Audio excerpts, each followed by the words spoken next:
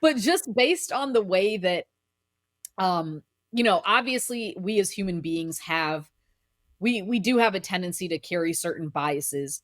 And in order for us to be able to provide the safest defense and probably the strongest defense, it having diversity amongst the people who are listening to the facts of the case is the most important thing. I truly believe jury selection is, if not the most important part of a trial, it's one of the most important parts of a trial. I think it's the most important part. I like to tell people that if a person has a bias that's been ingrained in them from a very long time, you're not going to change that bias in jury selection. And if they sneak on the jury, you're going to have to live with it. But when you have a diverse group of jurors and they have to spend a significant amount of time together and deliberating,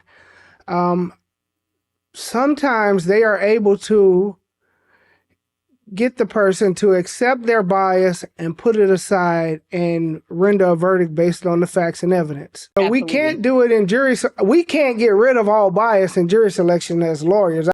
But what we can do is, if we have a diverse demographics on our jury, those people, the 12 who deliberate, can go in the back, talk through their issues. But at least they're going through the issues, and sometimes they will put their bias aside. I tell people, I'm never going to ask anybody to get rid of their bias, but if they can put it aside, maybe I keep them on the jury. You said in jury selection, one of the things you said is that we have to strip ourselves down almost naked to be fair and impartial. And he said that stuck with me.